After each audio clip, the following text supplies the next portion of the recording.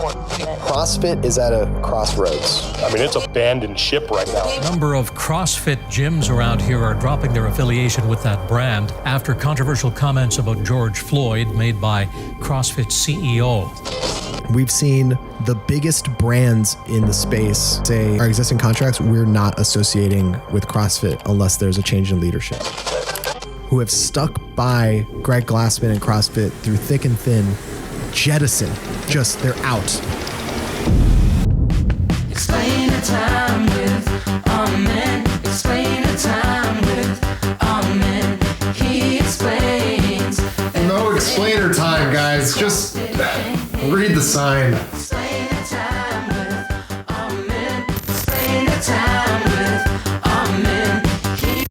CrossFit, maintains this brand and keeps this brand equity, and then the gyms take a piece of that and rely on that brand strength. And that's always been a cool model with CrossFit, but in this time of crisis, I think some gyms were expecting a little more. There was that tweet, and this gym had sent an email to CrossFit HQ, essentially frustrated with their action on COVID-19 and their lack of action on Black Lives Matter. And then the response from Greg Glassman, I would just say not very professional. And that was leaked. And then a podcast came out from a former employee of CrossFit HQ claiming, that the workplace culture of CrossFit HQ was not good. And then later there were news articles coming out highlighting misogyny, mistreatment of women in the workplace. Yeah, it was pretty tough stuff to read. We're here at CFOC in Kelowna, awesome gym, and we're here with the owner, Guillaume Chasson. And I wanted to just kind of ask him about where they see themselves with the brand CrossFit in the near future. With what happened lately with Greg Glassman, and so we decided to not renew the affiliate with CrossFit. Too many things in the background, and this was, like you said, the tipping point of a lot of things happening lately, and I think we just decided to pull the plug and not really associate ourselves with CrossFit at the moment. And that was sort of the beginnings of a little bit of rumblings, a little bit of unsettledness, and then COVID, where all the gyms start to struggle, looking for, here's an opportunity to show us some leadership, right? Here's an opportunity to just help guide us through this troubling time, at least give us some advice potentially, kind of crickets. And then you get the statements from Greg Glassman that are really, don't represent your gym or any gym that I go to. And they're like, well, that's it. This is it. Not only leadership, but ownership at this point, because I think a lot of people don't want to give him their money, because even if they have a new CEO, if he still has 100% of the shares, he still profits from these affiliates, right? And we're talking about rebranding, and we have a few new names, and it's really exciting, but rebranding is so expensive and it's time consuming. And at this point, I'd rather the easy way out, where we would stay with CrossFit, because it's been doing great things for us. We love CrossFit. CrossFit's changed so many lives. The fitness and the community in CrossFit is what's good about it. We want to stay with CrossFit, but we don't want to represent him or, what stands for exactly. Explain a time with Amen. You want an explanation? Yeah? You want explainer time with Armin? Yeah? You want to have a good time? You want me to explain stuff? Well, you know what? There's no explanation that makes any sense. I have something to show you. You want an explanation, but you know what I have? I have the truth. Don't open truth inside. I don't think you're gonna like the truth at all. I'm pretty sure I've got it figured out. We have to begin with where it all started, which is Australia on fire. But actually, hold on. No, actually, it starts in 2018, the first cuts, cut 1.0, the media team and regionals. After that, it goes to 2019. 2019, the cuts 2.0. That's right, the athletes were starting to get cut at that point. This guy trained in Australia. Australia was on fire. Coronavirus, and then we're talking about the murder hornets and the UFOs. And then the games athletes were all declining. Everything was coming out. Everybody was coming out because of Greg Glassman's tweets. Greg Glassman's tweets, guys. That's the truth. The guy owns all of CrossFit. He's never gonna sell. This is never gonna be a real sport. Explain a time with Amen. Explain a time with. Yeah, we're we're just supporting, the community supporting Pat Vellner right now and standing behind him in some fitness racing. There's still some conversation to be said about it, and there's some work to be done for sure. And I think we just wanted to hunker down and do this comp, and then we'll go from there, right? So. I think Glassman, personally, I think he should sell. I think the next generation of CrossFitters should take it further and kind of expand on what he was trying to get to. Definitely, yeah, but I don't think anything will change in our box. It's the community here that counts. But in our gym, nothing much has changed, and nothing probably will change. Our community is like super strong, and this CrossFit that I'm always wonderful. It's super inclusive and welcoming and supportive. It's nice to be able to have him like here in the box competing. I mean, this isn't a competitive gym, so it's kind of cool. I think everybody knows what I do and they're like pumped about it, but it's not like I'm not a big deal at the gym, right? Yeah, I'm not really here to play it safe. I'm trying to get better at putting my foot on the gas. Like, this is still games prep, so. Yeah, Matt's not taking a day off. Well, he kind of was for the last few weeks. That's why he's not here. Oh, yeah. Well. From now on, he probably isn't.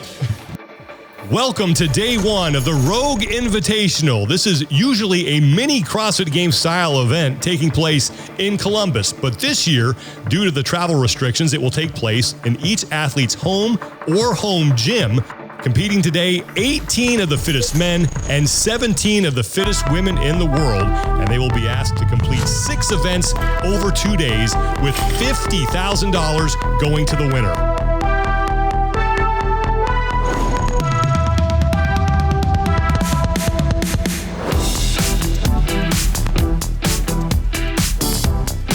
So Patrick Vellner has moved himself back into the lead. So some big name athletes fighting it out here for the top spot.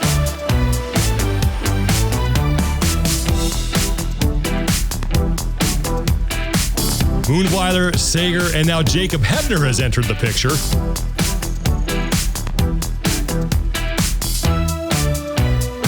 Vellner is done. He's going to take the heat. He'll lock up second place in the event, 95 points. And now let's take a look at the 9 athletes who will be in the opening heat of this event. I really like this every minute on the minute format because it brings in a good game time strategy. How you start this event usually determines how the end is going to be like once athletes start dropping off minute by minute towards the end. Minute 11, 17 reps, 98 is now the number they have to hit. Pat Vellner's still alive. He may be the last athlete standing looking to win the event. Well, he has won the event, so everything right now, this is just gravy. Somebody tell this man to stop. Somebody tackle that man. I know Pat, and he's going to be so pissed that he had to do any extra reps to win this event. So we are underway with the 240 double unders with the heavy rope and then 2 rounds of the toes to bar and the echo bike. Hebner, Vellner, and Olsen, your top 3 right now. Vellner, your overall leader coming into the event, with Vellner now, who was behind the lead pace on that first set of toes to bar, is now threatening to take the lead here in this heat. Vellner is done and now onto the bike for the final time, and here comes Jacob Hebner. We're going to sprint to the finish. He's going to make it 2 straight here. He's going to win event 3 and put another 100 points in his pocket, and he will be your overall leader after day 1. They did a great job with the programming. They added some cool twists, and I think it was a very complete test. Some of my favorite ones were new formats. We did a death by format where you just basically continued doing power snatches more and more each minute until you couldn't do it anymore, which is a format I've never done in competition. It's terrible, but it was something new, which is always fun. When you've been competing for a long time, sometimes that's all you need. Pat Vellner coming in with a substantial lead after the first day of competition. Traditionally, Pat usually kills his chances, buries him in the backyard, and then has to dig himself out to a podium finish by the end of the weekend. But with what he started with and what is coming up, if he has a good finish at the end of this event, everyone's fighting for second place.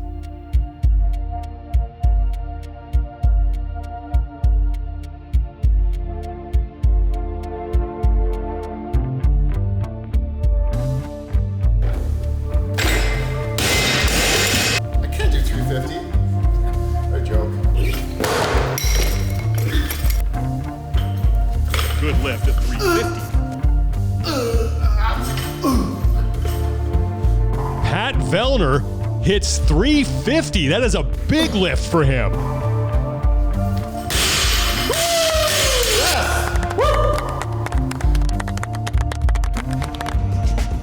Bit of a surprise, but here's Chandler Smith. And then finally, this is 360.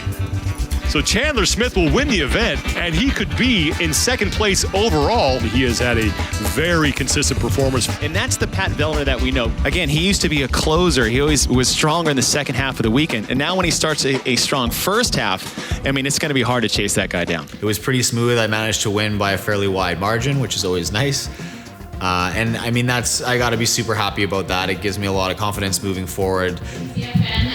The opportunity to actually be a part of something like this. I'm super happy I was able to work out here. It's awesome. It's fun to be able to share that stuff with a group, because I feel like usually it's us like jet setting away, and it's not quite the same. You know, people watch it from far away, and I think it's a different feel when you're in it, right? And you're kind of a part of it. So yeah, it's nice when it goes well and you win. I don't know what they have to do to win, because I've never been in these things. To lift weights fast.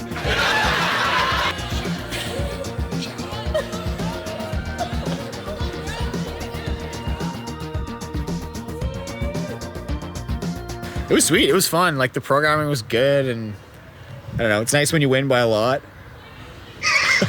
Yes. I am like so zoomed out. Oh, I believe it. I'm glad you've been doing with that in the last couple days. I knew it would just be, as soon as I disconnected, I'm like, Brent's just going to be shouldering this burden for everybody for like the next however long, until everyone decides to come back to reality. I mean, I had so many calls. I had a lot of calls to figure out, like, as athletes, you know, we potentially have a really big voice, right? We speak for the sport. You know, in a lot of ways, we're the more visual representation of what a lot of people think CrossFit is. And with each piece of news, some athletes that had qualified for the 2020 CrossFit Games had announced that, you know, until they saw changes, that they weren't going to compete as a way of protest. And I really respected that point of view. I didn't want to make a decision too quickly. I really wanted to get as much information as I could. We just wanted to get your 2 cents on how things have been going. It's been a crazy couple weeks. Well, considering that I said that I was no longer going to do the thing that I'm employed to do, and there's nothing else really coming for me in the near future, I say things are they're going swimmingly. They're awesome. Man, so obviously big decision, like you said, to commit to not going to the games this year. Is that something you feel like you want more people to do, or? I would hope so, because if it's just me, then, you know, nobody's ever going to be really questioning who would have finished 15th if I was there, except for Pat, since I beat him by 1 spot last year. But if more people decide to join me, then I think it brings some legitimacy to, like, the points that we're trying to make about the CrossFit organization writ large, and kind of what we're looking for leadership to hopefully do going forward. So I can't say I'm optimistic for it, but I'm hopeful that some other people are, like, inspired to, like, dive deeper into their reasons for competing and maybe make a different choice based off of a better understanding of why they're doing what they're doing. What kind of changes do you want to see? Like, maybe establishing some sort of format to help bring more inclusivity into the sport, or honestly just makes a change in leadership to show, like, or the leadership structure, even to where it's no longer at the whim of one man's decisions, and maybe there's a little bit more input from people at the different stakeholders within the brand in order to help bring everything forward. Right now it's one guy calling the shots, and it's a pretty big ecosystem, so it's it can be a little challenging when it's just one guy making decisions. I think that's the first one. I also think, like, 2, they should ban Canadians from joining the games. It's just like it's not good television. Nobody wants to see it. And then and 3, they need a wrestling event. You know, the Olympics is one of the oldest tests of fitness, and I think probably one of the truest ways that you can see an individual's physical capacity. Hopefully we end up getting to do some sort of fitness. I think I'm going to get out the Army at some point. I don't want to live in a van down by the river, so if there's no more fitness, I'm really limited. I don't want to go back to stripping at all, but I'll do what I have to do. Man's got to make $20, you know? Absolutely. All right, man.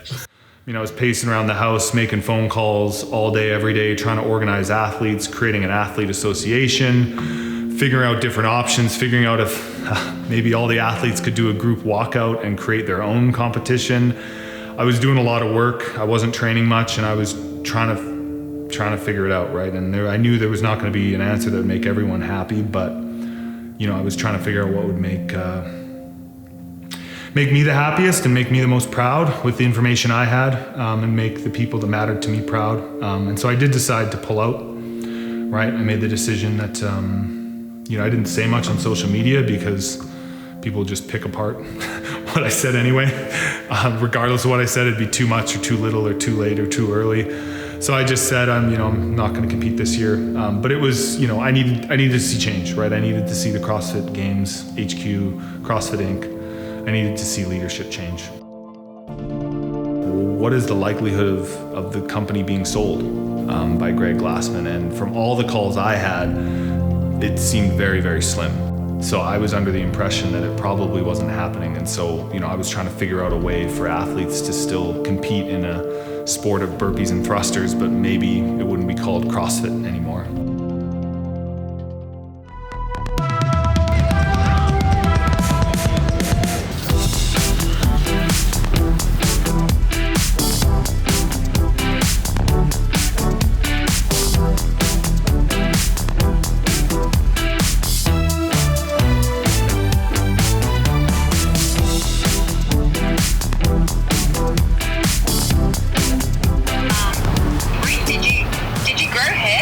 Oh, this old thing? Oh, you have to wait and see for the premiere. I was just saying to Claire, they couldn't guess if they tried. They're just kind of like it's not even like, oh, neat, it must be this. It's like I don't know what's happening. It's an art film. These large men with their shirts off, frolicking in the water. Yeah. Hey. An art film, yeah. Large men should be allowed to frolic in wigs without being judged. Be able to do whatever they want. At least knee height. No? Nope. I was just expecting you to fully disappear. So welcome to beautiful Sycamoose.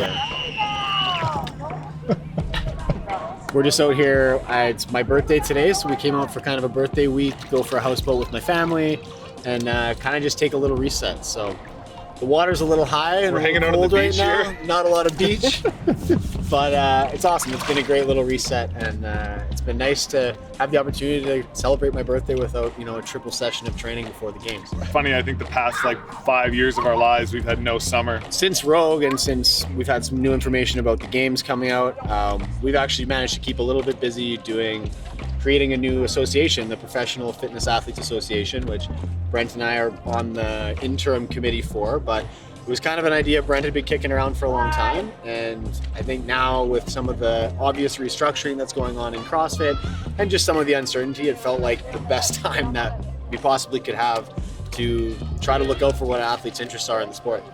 Yeah, it's been a long time coming, just having athletes' voice heard and make sure, there's safety is of the utmost concern for the athletes, and then just fairness, consistency, standards, stuff like that. And from all the competitions, a lot of them just sort of have free reign to do whatever they want. And then the mentality is if athletes don't like it, who cares? Someone else will do it. We'll get new athletes. It's always sort of been, and that's from a lot of different competitions. And so, hopefully athletes can have a united voice and stand with some consistency, and hopefully we'll see some good change from that. We'll see. Actually make actionable change and elect people to speak to CrossFit or speak to the events and act on behalf of the larger group. So we held some elections and had nomination periods, and we've been trying to do it as cleanly as we can. I know Brent's spoken a lot with some other members of various other sports committees and federations and tried to create a skeleton that is somewhat like most other sports are, which is really, at the end of the day, what we want is to just kind of be more like any other sport. CrossFit was very tied into CrossFit. The sport that we're competing in was just tied to one guy or a couple people that worked for CrossFit, whereas the athletes were completely separate of each other. So if we had unity, then there's strength in that. What's up? Did he look at the camera? I hope so. I hope straight down the lens. Just straight down the barrel, eh? Nice wing. I like when the ends are all wet now and it just looks no rowdy. rush, no pressure, but you're calls in 20 minutes. Yeah, I know. Okay. It's just the new owner of CrossFit. A few weeks weeks ago, I didn't really have a lot of faith in the future of CrossFit as a brand. Starting to lose that faith, and I wanted to see change in leadership at the top of the organization, and so did a lot of the other athletes. And then that change came in the form of an announcement that there's going to be a new owner, a new CEO of CrossFit Inc. Eric Rosa, which was, really good news, really cool news. And, you start to learn more about him, and I was lucky enough to get on some phone calls he had with some athletes. And, he has a reputation of running some really good companies, good workplace environments, and seems like a super genuine guy. I think with a guy like that, I have a lot of optimism, and I think the sky's the limit. And so with that information, I'm in.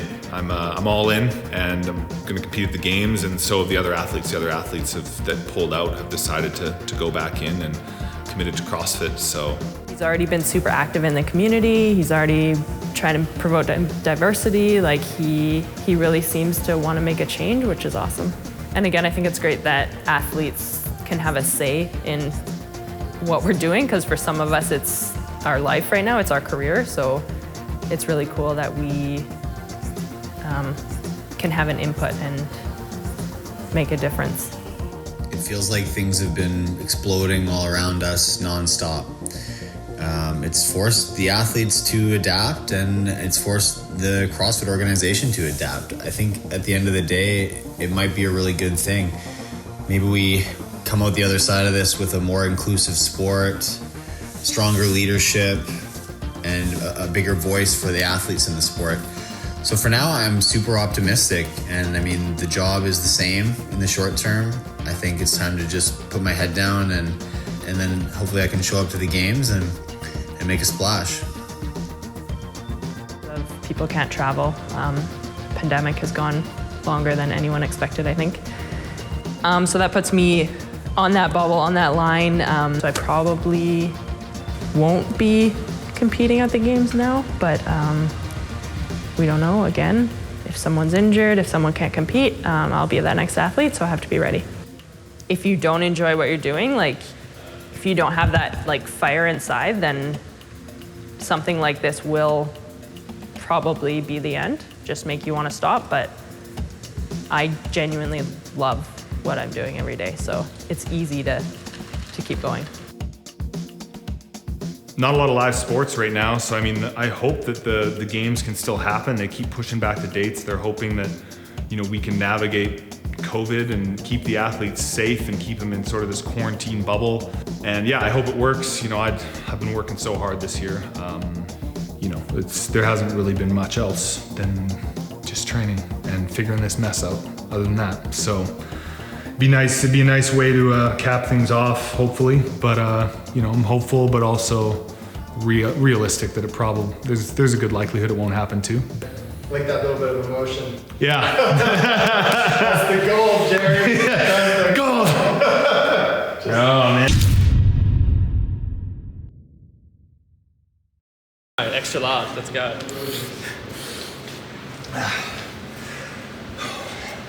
So, big news this week.